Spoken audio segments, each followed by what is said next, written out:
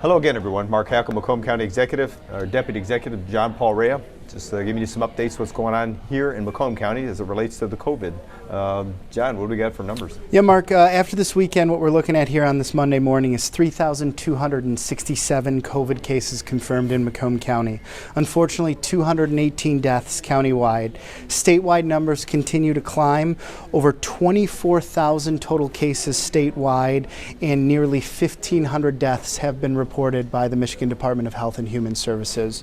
You know, we're still tracking the numbers not only with our statewide partners and also with our local health department, and really looking to see what the governor is going to be updating everyone later on this afternoon as far as not only response but some of the impacts with regards to the latest executive order too. You know, there has been an impact. I mean, we talk about it across the country. First case January 21st of this year, and here in Macomb County, our very first case was March 13th. This happens to be April 13th. So 1 month later, here in Macomb County alone, you're talking 218 deaths as a result of this coronavirus. So it's a sad reality. I mean, these numbers are staggering. But to add to that, if you really want to think about it, we just got some study that was out of Johns Hopkins University that talked about Wayne, Oakland, and Macomb are the top 20 in the country with counties that have been affected by this. I mean, that's pretty remarkable. And I think Wayne, if I'm not mistaken, was number 3 in the entire country with people that were affected based upon the study. Mark, that's been one of the narratives since day one in the state of Michigan, and why the governor and the entire team here in Southeast Michigan has been taking this so seriously. It's the concentration of cases, the spread of the virus, all those different variables that the epidemiologists and the virologists are looking at. It's one of those things, is again following some of the narrative from Dr. Fauci. The virus sets the timeline. It also sets the response and everything. But fortunately, up to this point in time, whether it's through our EOC, whether it's with our healthcare partners, our team here has been working nonstop to not only ensure we're all working together and getting those resources to those that unfortunately are impacted by this disease, and ensuring how we can continue to support the community. And it's interesting. You're talking about a guy, Dr. Fauci, who's the lead, I guess, medical expert right now that the rest of the country is looking to for advice and information on what's going on. And here I'm hearing the president is the word they're using is fretting over him right now because of this, I guess, balance, if you will, economy versus this health crisis, or the potential loss of life. And people are wondering, can we get back to work? Should we? Do we want to see a secondary peak? And Dr. Fauci is one of those guys that I think is kind of leaning on, we need to continue this stay-at-home order because it really does have an impact on reducing the number of people that are going to, I guess, contract this virus, and obviously reduce the number of deaths. So interesting to watch this stuff play out nationally, and as you were just speaking about locally with the governor, trying to figure out what's essential versus not essential, and that balance that goes on, and the conflict that we hear by people saying, hey, we need to get back to work. We'll practice social distancing. Just give us a chance to do some of this on our own. But how do you police that? That becomes the difficulty. It goes back to the personal responsibility, Mark, and I think that's been what a lot of folks are discussing, not only with regards to the executive order, but what it means for specific industries. Obviously, you've said in a number of your video updates, whether it's the golf courses that have been called, the landscaping firms, the construction firms. Those are the types of things that not only we're continuing to sift through with the governor's office, but encourage you, if you're a business or if you're an individual that owns a business, to reach out to the governor's constituent line, go through macombgov.org, get that connection, and understand how not only you can, in what ways you can operate, but more importantly, what type of options are out there for other types of support. Yeah, and we hear about it. We hear people calling from landscaping companies, the people that are working at the golf courses, and especially the boating industry. Lake St. Clair being one of the busiest freshwater lakes than any other lake in the entire country, and probably on the planet during the summer months. And we're starting to see springs coming, and our summer is going to be here. People are really agitated about this idea that you can't have motorized boats out on that lake. So with that, we're hearing those concerns. I understand those concerns, and you got to balance it. You got to wonder, is it okay for a couple of guys to go fishing out on a boat? One would think that should be okay. Obviously, nobody would agree that a bunch of people can go out on their boats and go congregate at Muscatmoot Bay or Poor Man's Beach or even at Gull Island. I don't think anybody wants to see that, but that's the problem. You open it up, and are people going to self-police themselves? Is it going to create a response from the Sheriff's Department or the Coast Guard, the DNR, to kind of figure out how do they engage in that? That becomes the problem, and so to balance that's going to be hard. Even when we talk about landscapers, I get it. They're out there just somebody's trimming the edges, and you got somebody else out there mowing the lawn on a lawn tractor. They're really not making that contact, and usually they're 1 or 2 in a truck at a time. But are there some others that would take advantage of that or go beyond this understanding of social distancing and trying to be part of the solution as part of the problem. So very difficult to figure out how do you manage and how do you police that. I think that's what we're trying to balance right now, and I think that's what's going on with the governor. I think the key is just really illustrating the seriousness of the disease, but also understanding how we as a community continue to operate and put in those safeguards that we need. And again, goes back to that personal responsibility, Mark. Yeah, no question about it.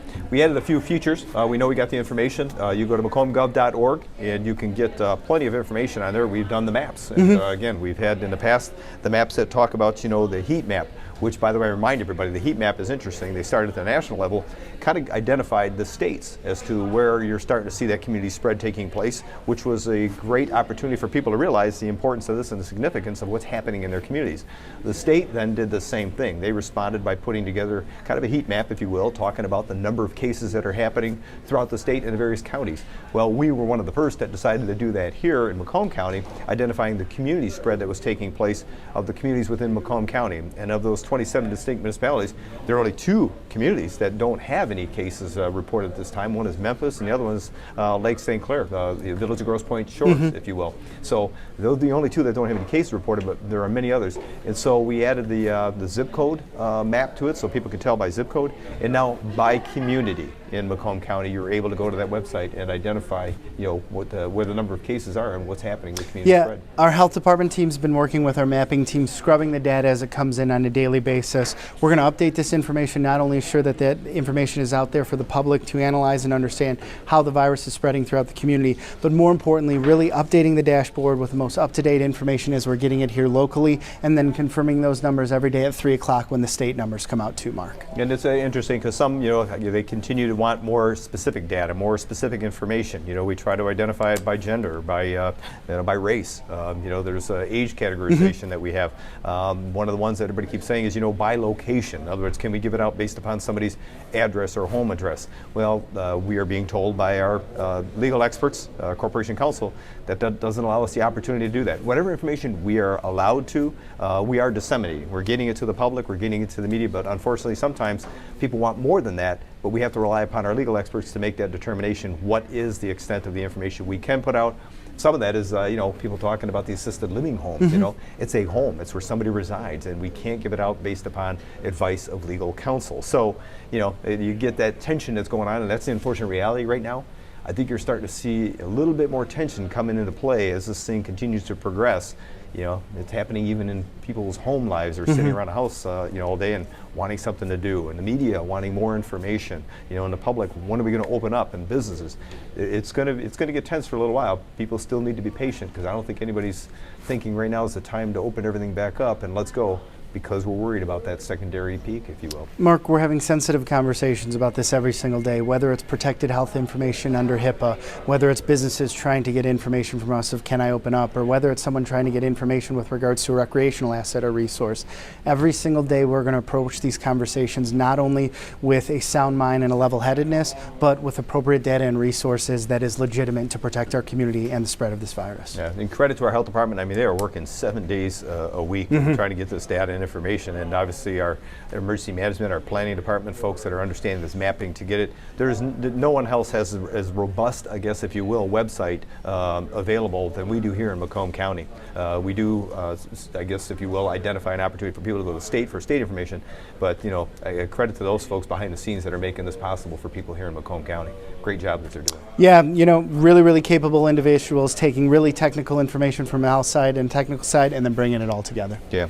Just 2 more topics, if we can, just real quick, talking about weather issues that are happening today in our census, the Census 2020. We still want people to make sure they're filling out those forms while you're at home. Extremely important. Again, we are starting to close the gap. We're coming close to being the #1 county in the state of Michigan for returns for census data. That's extremely important to us because we know here in Macomb people want to be counted. We're going to be counted, and even as a state, we're closing in on Wisconsin. Minnesota's still kind of ahead by a few percentage points, but Wisconsin right now, we are on their tail. We have a great opportunity to kind of bypass Wisconsin and become the #2 state in the entire country with returns for that census information, and it's important. And why is it important, Jake? 2020, bring back the money. Absolutely. And when we talk about bring back the money, it's talking about areas like education, roads, and trying to make sure, even community support or services that we're seeing as well. Absolutely, so Mark. Important to make sure you're filling it out. Weather, we're talking about today, folks. Please pay attention to what's going on with the weather forecasters. You know, they're talking sustained winds, 20 to 30 miles an hour with gusts up to about 40 to 50 miles an hour. You need to only look at what just happened down south with the 18 to 19 deaths that they're reporting. I'm hearing new numbers. 19 is what I'm hearing as a result of those tornadoes, but it's coming. So bat down the hatches. When we say that, make sure lawn furniture is in, your cushions, umbrellas, whatever might be around that could fly away. Make sure you're keeping it out of harm's way, and you know, make sure you got your flashlights ready to go. You got your batteries in those, and if you can get yourself a generator, you know, if you're able to do that, get that, just in case something might happen here. The utility companies have been doing a great job ever since they've put together the modeling and the forecasting for this. Again, look at some of those emergency preparedness measures that they've been putting up on the website, and obviously our local news agencies are getting that information out today. So just something to keep an eye on today as the day continues to evolve. And that's a good point. I mean, the local utilities, we're constant contact with them. Emergency management is working with our healthcare professionals, working with the state, you know, our schools and everyone else with regards to the COVID, but that doesn't mean we're still not working for other potential crises or disasters that might be coming our way. Obviously, weather changing, we're still in contact even with our utilities to make sure that we're keeping people safe and being updated with what they got going. So we want to thank you once again for tuning into this update for today, and again, remind you to please stay safe.